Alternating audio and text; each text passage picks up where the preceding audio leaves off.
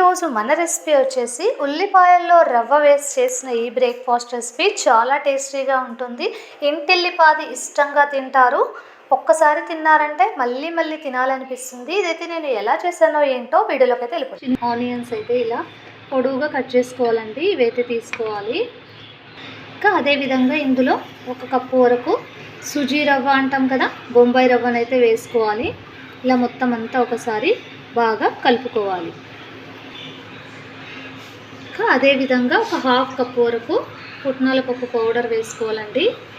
ఇక ఇలా వేసుకొని మొత్తం అంతా ఒకసారి బాగా కలిపేసుకోవాలి. రవ్వ పొడి అంతా బాగా కలిసేట్టు ఇలా కలుపుకోవాలి. ఇందులోనే కొద్దిగా జీలకర్ర, టేస్ట్ చాలా బాగుంటుందండి ఇలా చేసుకున్నారంటే.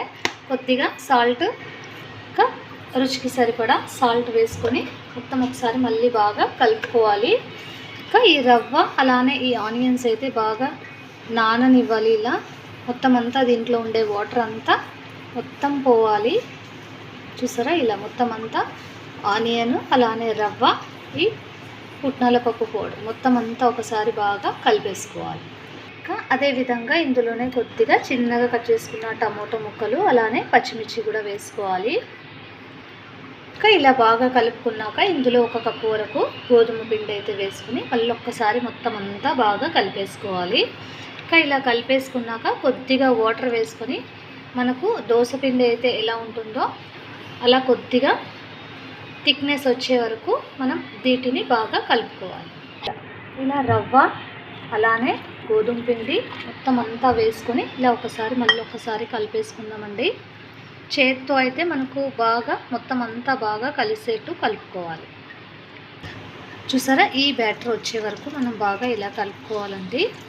ఇంకా ఇలా మొత్తం అంతా రవ్వ పిండి మొత్తం అంతా కలిసేట్టు ఇలా బాగా కలిపేసుకోవాలి. ఇంకా ఇలా మొత్తం అంతా వేసుకొని ఒక 5 మినిట్స్ అయితే రెస్ట్ ఇచ్చేద్దాం. మరొక బౌల్ అయితే తీసుకొని ఇందులో చిన్నగా కట్ చేసుకున్న ఆనియన్స్ అయితే వేసుకోవాలి. ఇంకా ఇందులోనే కొద్దిగా సాల్ట్ అలానే పసుపు, చిటికెడు పసుపు అలానే కొద్దిగా కారం, కొద్దిగా టేస్ట్కి తగ్గట్టు వేసుకోండి.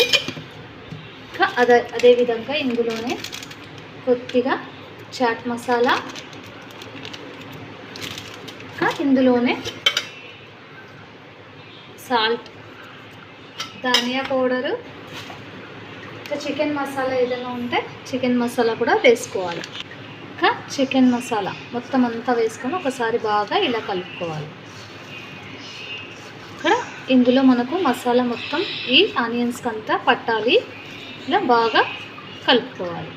ఇంకా ఇందులోనే కొద్దిగా కొత్తిమీర అన్నీ వేసుకుంటే ఇంకా బాగుంటుంది. ఇంకా ఇలా చిన్నగా కట్ చేసుకున్న కొత్తిమీర కూడా వేసుకొని ఒక్కసారి ఇలా బాగా కలిపేసుకుందాం. చూసారా, ఇంకా మనకు నిమ్మకాయ ఉంటే నిమ్మకాయ కూడా వేసుకోవచ్చు. చూడండి, ఇంకా 1/2 లెమన్ అయితే వేసుకుంటున్నాను. మనకు తక్కువగా తినేవాళ్ళు కొంచెం వేసుకున్నా పర్వాలేదు. ఇలా మొత్తం అంతా ఒకసారి కలుపుకోవాలి. చూసారా, సరే ఎంత బాగా నానిందో. ఇలా దోశ పిండి వేసుకునేలాగా ఉండాలి బ్యాటర్ అయితే. ఇంకా ఒక కళాయి అయినా ప్యాన్ అయినా తీసుకొచ్చండి. కొద్దిగా ఇలా ఆయిల్ అయితే రాసుకోవాలి. ఇలా రాసుకున్నాక ఇంకా ఒక గరిటెడు పిండి అయితే వేసుకొని మొత్తం అంతా ఇలా ఈవెన్గా స్ప్రెడ్ చేసుకోవాలండి.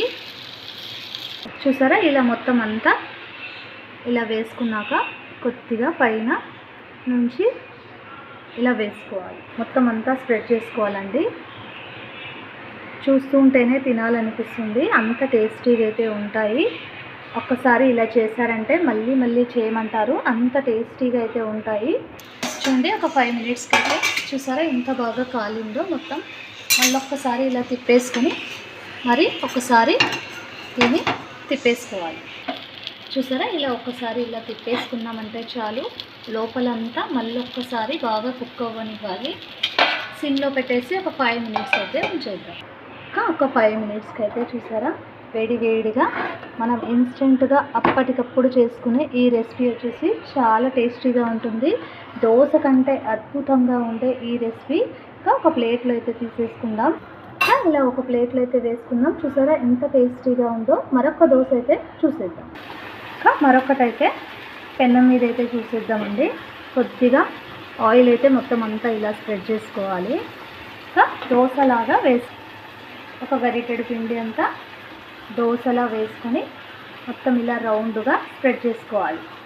మనకు పల్చగా కావాలంటే పల్చగా, మందంగా కావాలంటే మందంగా ఇలా స్ప్రెడ్ చేసుకోవాలండి. మొత్తం అంతా ఇలా మొత్తం చేసుకున్నాక ముందుగా ప్రిపేర్ చేసి పెట్టుకున్న ఈ మిశ్రమాన్ని ఇలా పైన మొత్తం అంతా స్ప్రెడ్ చేసుకోవాలి.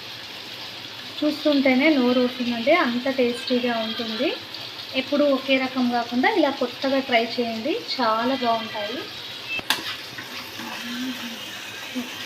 చూసారా ఇలా బాగా కాలాక ఒక్కసారి ఇలా తిప్పేసుకోవడమే అండి, ఈజీగా వచ్చేస్తుంది. మళ్ళీ ఒక్కసారి తిప్పేసుకుందాము. చూసారా ఎంత బాగా వచ్చిందో. దోశ కంటే టేస్టీగా ఉండే కొత్తగా చేసిన ఈ రెసిపీ చూడండి, టేస్టీగా ఉండే ఈ రెసిపీ అయితే రెడీ అయిపోయింది. ఇంకా సర్వ్ చేసుకోవడమే ఆలస్యం. రెడీగా ఉండే ఈ రెసిపీ అయితే ఇలా రెడీ అయిపోయింది. చూస్తుంటేనే నోరు ఊరిపోయేలా ఉన్నాయండి. చూసారా ఎంత టేస్టీగా ఉండే ఈ రెసిపీ ఎలా వచ్చిందో ఏంటో చూసేద్దాం. సరే ఏం అవసరం లేదండి, ఉత్తది తినేయచ్చు, అంత టేస్టీగా ఉంటుంది. ఈ వీడియో కనుక మీకు నచ్చినట్టయితే లైక్ చేయండి, షేర్ చేయండి, సబ్స్క్రైబ్ చేసుకోండి, పక్కన బెల్ ఐకాన్ నొక్కండి. మేము చేసే ప్రతి రెసిపీ అండ్ బ్లాగ్ మీకే ముందుగా నోటిఫికేషన్స్ అయితే వస్తాయండి. మరిన్ని